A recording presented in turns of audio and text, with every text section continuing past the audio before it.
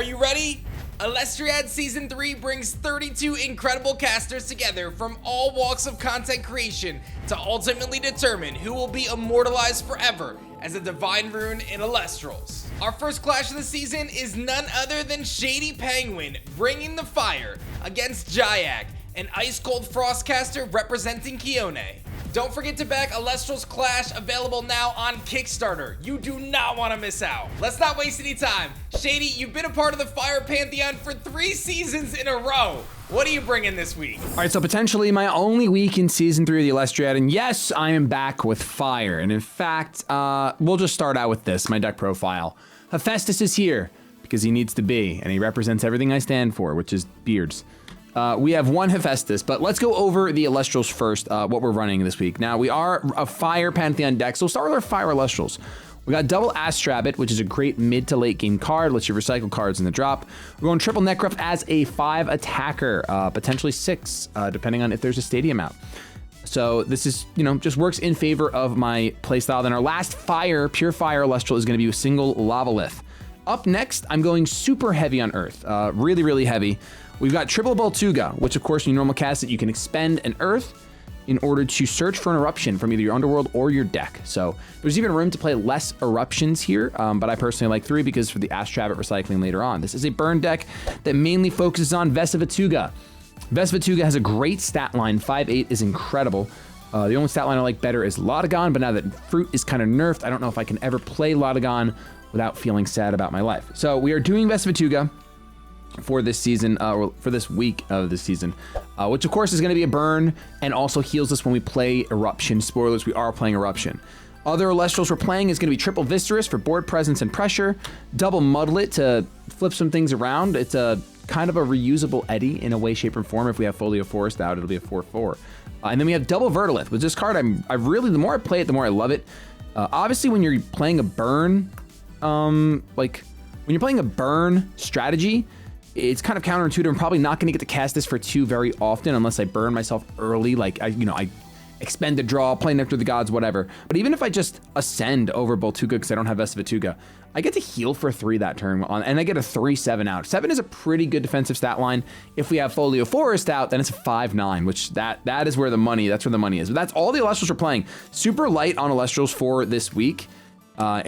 That's what the deck ended up wanting to be, or what I wanted the deck to be. For our runes and such, we have triple Eruption, obviously the main star of the deck. We want to recycle these and use them with Vesivatuga out so we can heal and feel like we're burning 3. We would be spending 3 fire each turn between Vesivatuga and Eruption, but healing 2 Earth, so that's pretty good. Then we have a single Resting in Your Laurels because it's limited, a single Earthquake because it's limited. You have to run them. If there's a limited card, you run it. That's why we're running 1 Lavalith. We got double Nectar of the Gods here. I kind of like this at 3, but for now it's at 2. We've got triple Ambrosia, and then 1 Cornucopia Ambrosia. So we have a total of 4 potentially. That's really good with Rabbit recycling late in the game. Here's our double Folio Forest, or Foloi. I don't know how to say it. We have double Forest, which is really, really good for stat lines, even between Vesivatuga and between Verdolith. Then we have triple Poison Tipped Arrow, I think one of the best counter runes in the game. And then we have triple Gorgon's Gaze, also one of the best counter runes in the game. And then just double Shield, a little tiny double Shield. That is my entire deck profile and the game plan. Oh, you know what? Let me go over my side deck, which my side deck is memes. I'm going to give you guys a heads up. There's only 4, there's like 4 real cards in here. We have 1 Rise from the Ashes. I guess this is a real card. There are some really cute plays you can do, like have Vesivatuga on board, ascend into Verdolith for cover 4, use that to play Rise from the Ashes, get another Vesivatuga effect off. So there's some really cute chaining you can do to really burn an opponent down really, really quick. That's why you could argue that you should be running 3 Vesivatuga instead, but for now I'm running 2. We got triple Molestation just so I can show that I have the Stellar. That's right, 17 out of 99. We got a single Scythe of Demeter. We've got a single Muddlet. We've got 2 Cornucopia in the side. I don't expect to really use those. We've got double Wasp Ivy because I know Dan loves this card, and even though I won't get the effect of ignoring counter runes, I could just drop this on the board and say, do you want to take 3 damage, man? And that's really what it's used for. It's not going to get sided, and it's really just a meme. I got a single Nectar in case I want to go to 3. And then the cards that actually matter, we have double Leviathan and double Krakatuga. I have no anticipation of what my opponent's going to play. So just having the opportunity to maybe be like, oh, maybe we really can just sit on board with a big fat 4/9 and just expend 2, burn for 3, which isn't a great ratio, but really, if I need to clear down my opponent's board, if he's got a ton of back row and I need to get in for actual attacks instead of burning for whatever strategy he might have, or they might have, I'm gonna go ahead and side this in. But more than likely, I will not be siding, and I will run what I run until I run it. Now, as far as our strategy goes, it's plain and simple. We are going to burn our opponent down. I want Vesvatuga to be a wall. When combined with Folio Force, that is a 6/9. That is a very hard stat line to get over in tandem with our counter runes. The idea is to let's let Vesvatuga activate as often as possible. Let's use Eruption as often as possible once Vesvatuga is on the board. The only reason I'd spend an Eruption early is to get my opponent questioning how much burn I can really do, or if I want to recycle it with Rabbit. Maybe I have like, what is it? Maybe I have Boltuga, and Eruption in drop, and I could choose Boltuga, Eruption. Which one do you want to give me? Do you want to give me an Eruption now, or give me an Eruption later? They probably give me the Eruption later, but that's okay.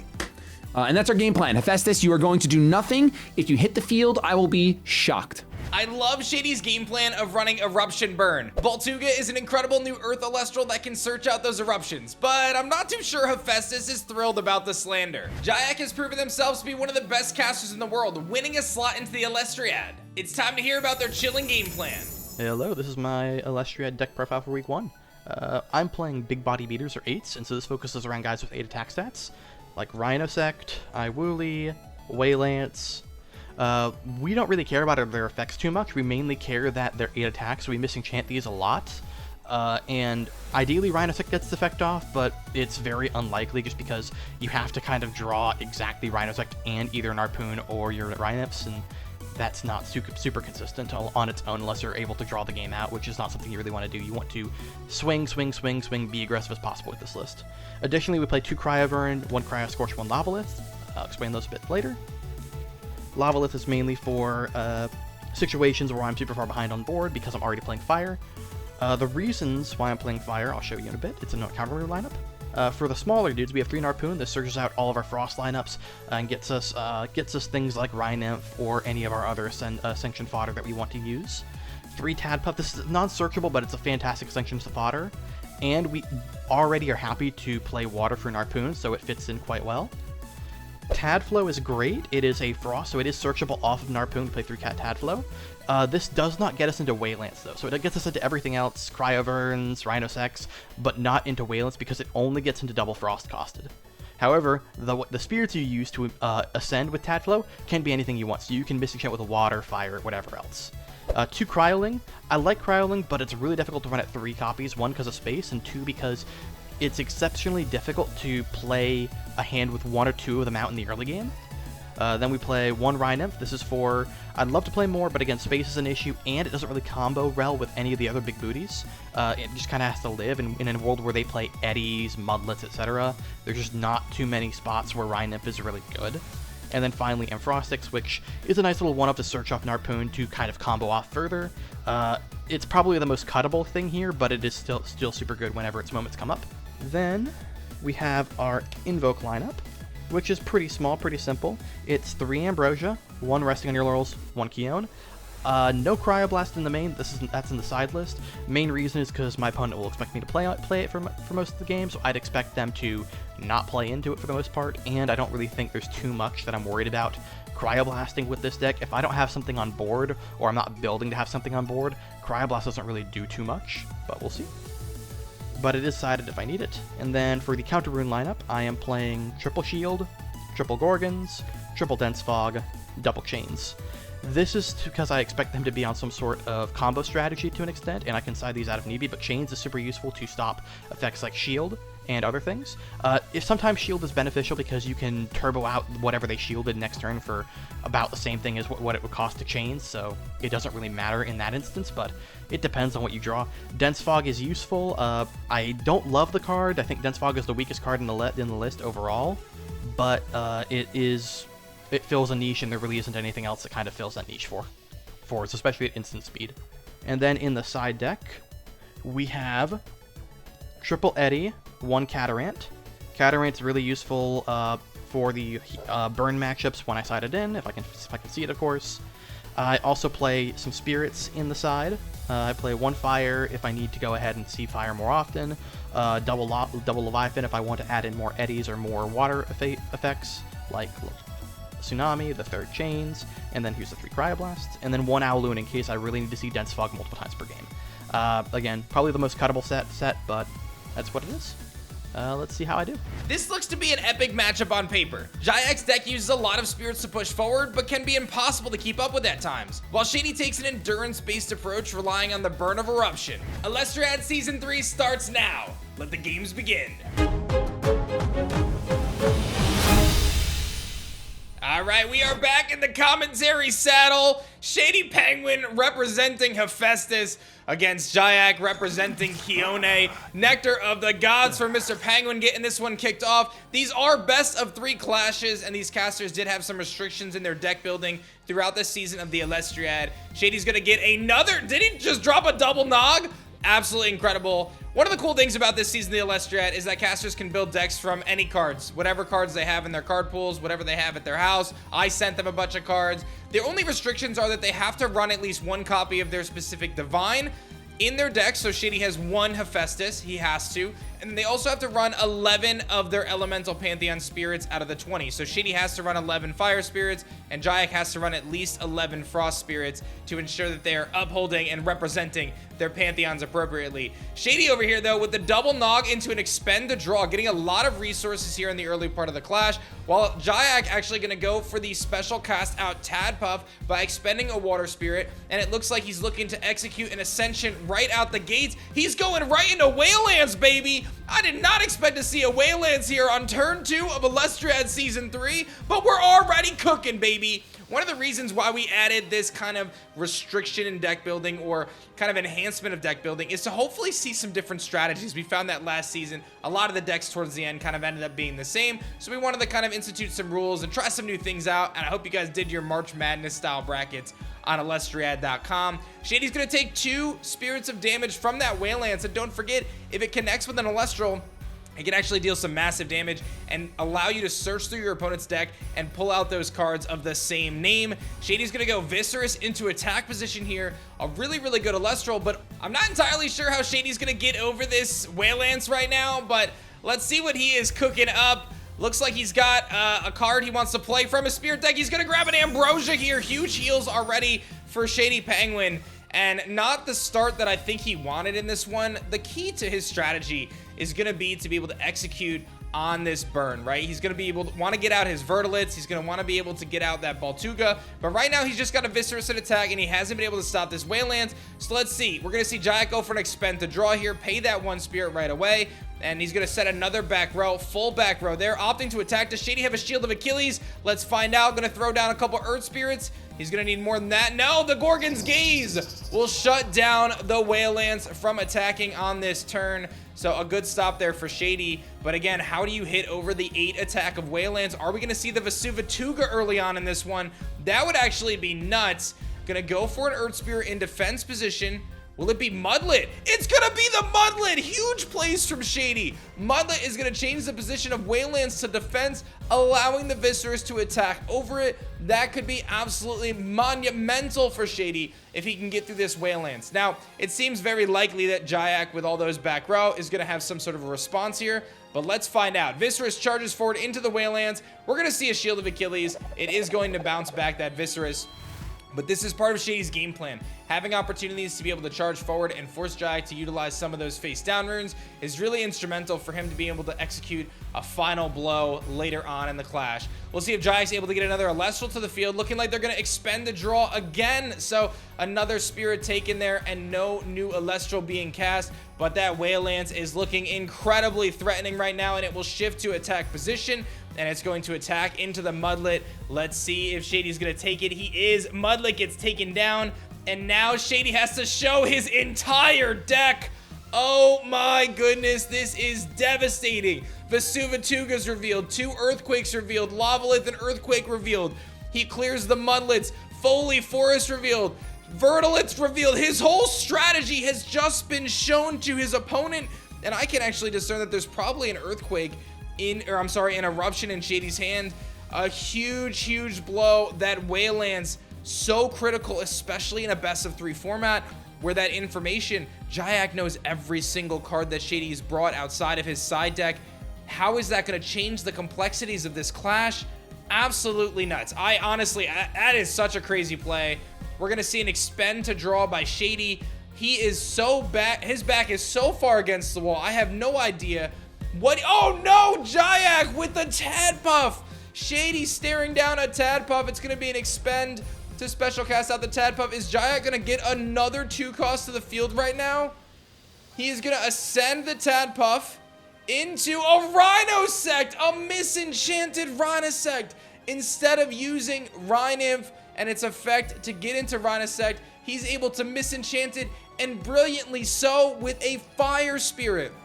The reason for that Fire Spirit ensures that Shady cannot play Eruption, because Eruption does deal less damage when a Fire Spirit is on an opponent's Elestral. Shady's going to be forced to Poison Tipped Arrow. He's going to take a ton of damage here. He'll take 2 from Rhinosect. He's going to shield the Waylands. Wait a minute. Shady's going to flip this field.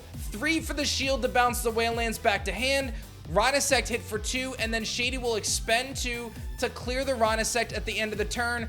Tell me Shady has a Vertilith. Tell me he has the Vertilith. That's got to be the play. He's looking for that Vertilith or an Ambrosia right now. He's so far behind with only 4 Spirits of 10, but he did get the field cleared there.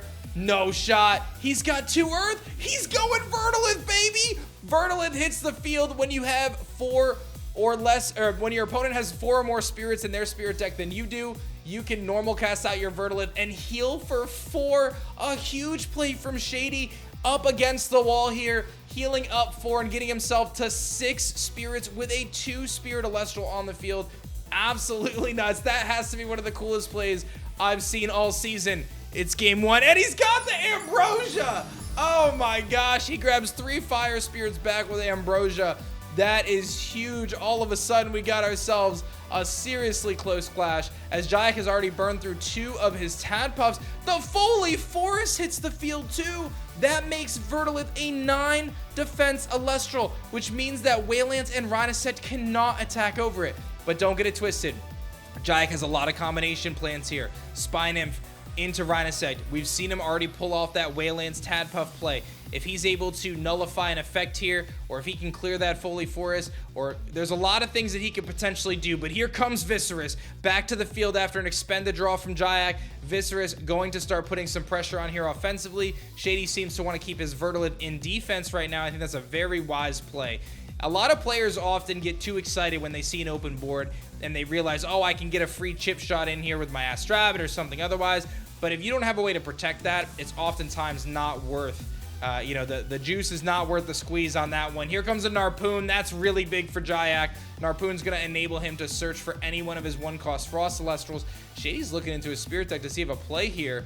I'm not quite sure, but Jyak's going to be able to grab whatever he needs right now. It seems, no! Shady does opt to use the Gorgon's Gaze. I think that's an incredibly wise play. Considering how frequently Jyak's been utilizing his expend to draw in this game, he's been clearly struggling to find more Elestrals. Narpoon would have given him that Rhinymph, and you cannot allow Rhinosect to hit the field at this point of the clash.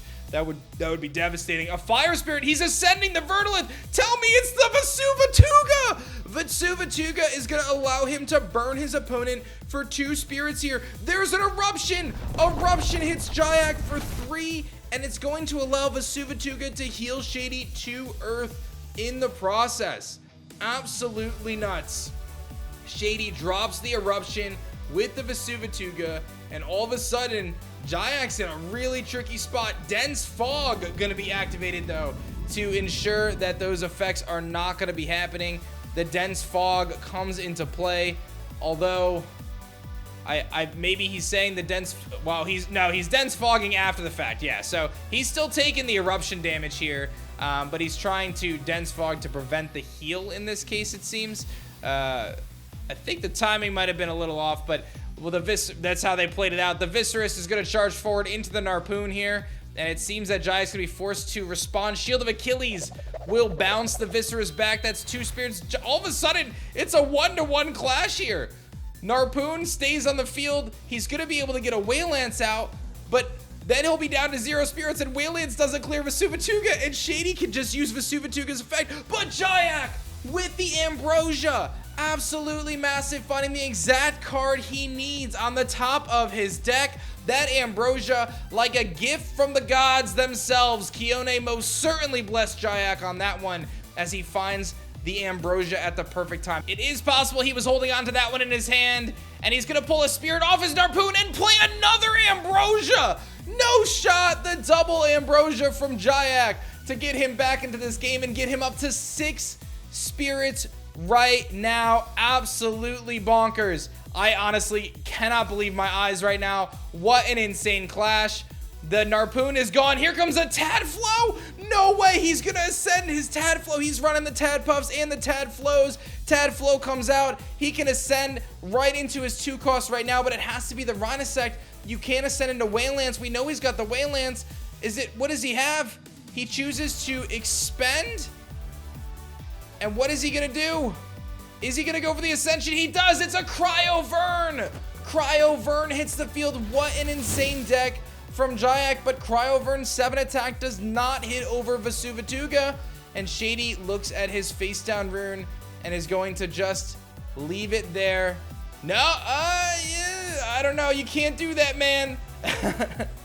He's got a poison tipped arrow face down, but you can't actually use it because you're not, well, you can, but you're not going to be able to get rid of the Cryovern in the end phase. So if you're Shady, you use the PTA to drop the attack of Cryovern by 2, bring it down to a 5 attacker, but as long as your Vesuvituga is able to stay in defense, you're in good shape. So it's going to be an Ambrosia from Shady. He pulls the spirit off Vesuvituga and heals up for 3. Tell me he's got the Eruption in his hand. Oh my goodness. Vesuvituga can burn for 2 right now. With its effect, here comes a Fire Spirit. What is he going to do? The Gorgon's Gaze. So Shady does opt to use a Fire Spirit here to try to utilize Vesuvituga's effect. I just paused to check there. There was actually, I believe, a misplay on that. I think Jyak used Gorgon's Gaze to stop the play there from Shady, but Shady should get his Spirit back. He does. Okay, so Shady does take the Spirit back there. It is not a cost to activate Vesuvituga's effect, so Jyak can stop it with Gorgon's Gaze, but it doesn't cost Shady the Spirit to try to use his effect. Effects that have costs have the in order to text, and Vesuvituga simply says that you can expend a fire to force an opponent to spend 2, not in order to force an opponent to expend 2. So a little bit different there. Shady does go for the expend to draw. He's going to be able to get an additional card into his hand, but the question now is, does Jyak have a way to get over Vesuvituga? We talk about Jyak's game plan here coming in this clash with 7 attackers, 8 attackers, Rhinosects, Cryoverns, Waylance, as we saw, put in so much work. But how do you hit over a Vesuvituga with what is now 9 defense? Almost perfect deck building from Shady, but is Jyak really? He's got the Cryo Scorch? He's going to discard his hand, go into Cryo Scorch here. Cryo Scorch can make it all end right now. Cryo Scorch comes to the field, but the poison tipped arrow hits. The poison tipped arrow hits the Cryo Scorch. And Jyak doesn't have any spirits, so he's unable to use Cryo Scorch's effect. He has the chains, but he can't use it. So the Cryo Scorch is going to be taken down by a PTA? And then how does this one end? I'm so confused. Is this going to go to deck out? Shady's going to have to expend 3 spirits from PTA to be able to take out Cryo Scorch in the end phase. But then both casters would be left with no field, if my calculations are correct, and 0 spirits each, which means that the clash would end by deck out. Cryo Scorch takes him out. Is Shady going to use Poison Tipped Arrow's effect? Is that how this is going to shake out? I am just in awe right now of how close this clash has been. Shady draws. Oh, Shady has 3 spirits. He left the Cryo Scorch there. He opted to not use PTA's effect. So what does that mean? He's got to win on this turn. He's got to... okay, so he goes Viscerous in defense. Viscerous goes down. He draws. Eruption wins him the game. I have no idea how this one is going to end. It is so incredibly close, but I gotta believe Jyak's gonna have it. A Fire Spirit. An Ash Rabbit! Oh! Shady with the late game Ash Rabbit! Ambrosia! And Ambrosia, no way! Shady with the triple Ambrosia, and he grabs it. And now he gets to play it, and he can heal up with that Ash Rabbit and give himself a little bit of life here. This is absolutely insane. He's gonna grab 2 earth and a fire. Does he have a no, Vertilith would not be the play.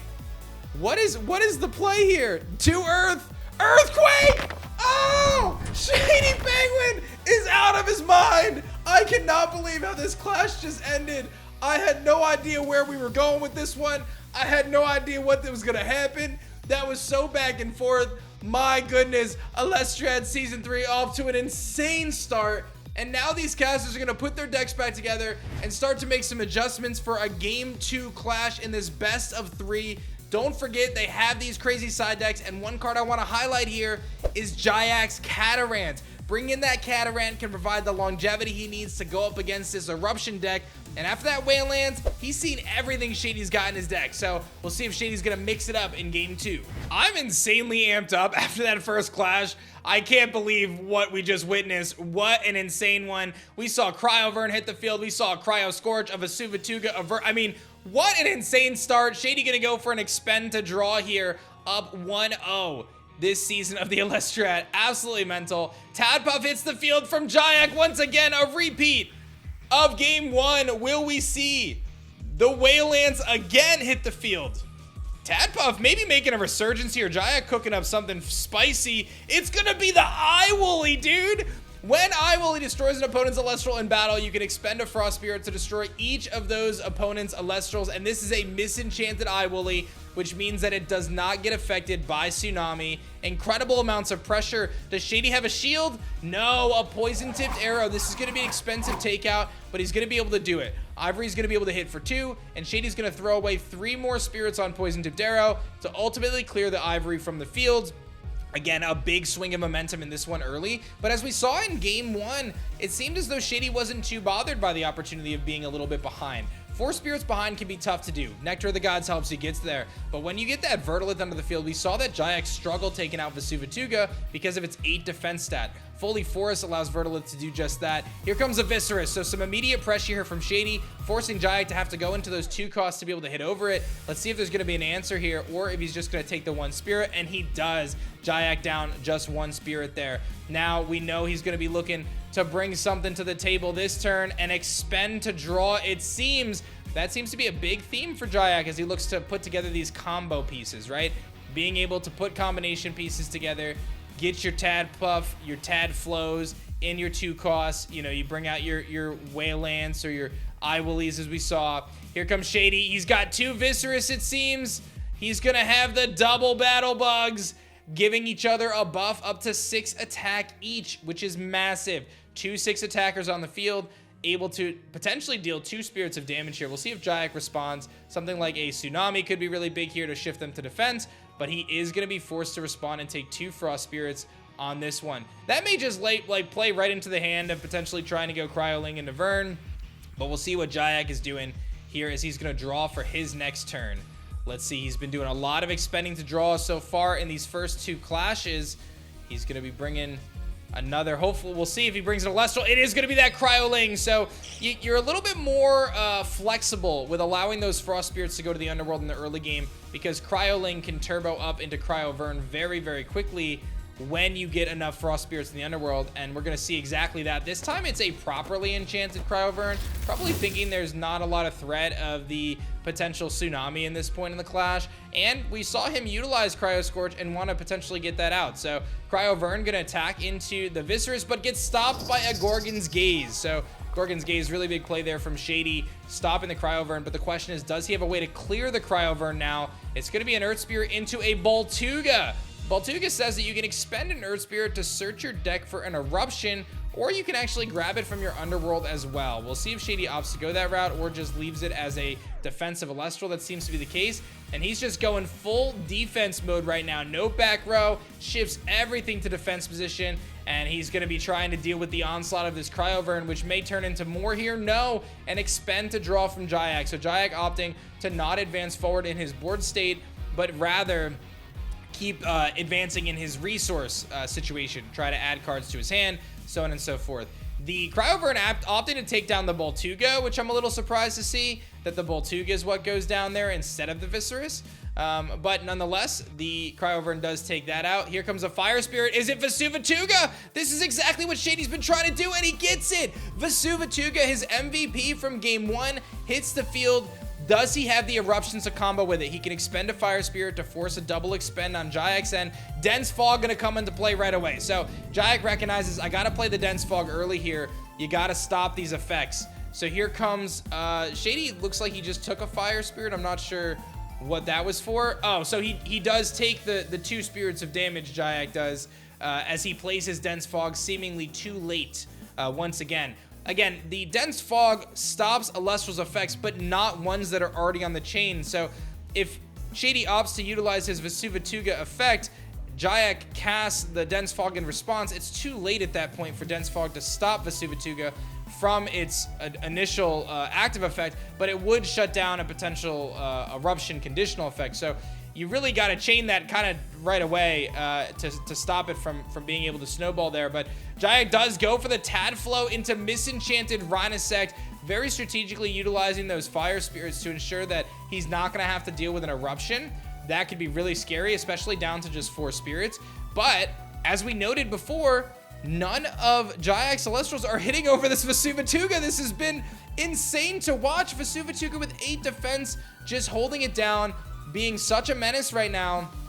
Absolutely insane. Let's see what ShadyPenguinn's going to be doing right now. He's got 7 spirits to Jyak's 4, a very different position than where he was before. He chooses to use Vesuvatuga's effect, expend a spirit, and force a burn of 2 to Jyak. Jyak's on a timer. He's got to find a solution here, and he's only got 1 turn to do it, because he is not going to be able to withstand another Vesuvatuga hit.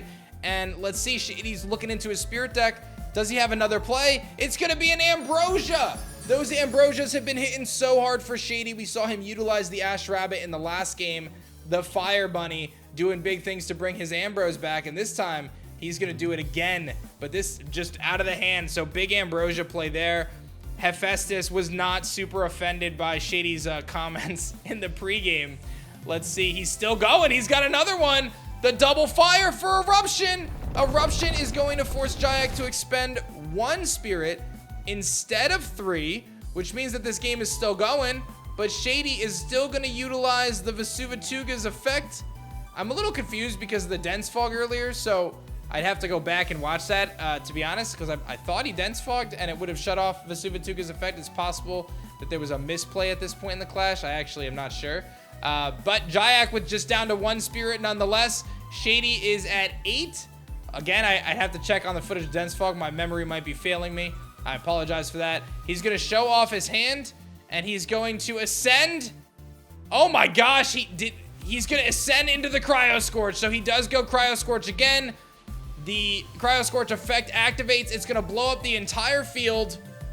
And all of a sudden, Jyak's right in it. Not going to use the expend effect to hit for 5, I don't think, because he's down to 0 on the ascend. So Jyak has 0 spirits at this moment on the ascend.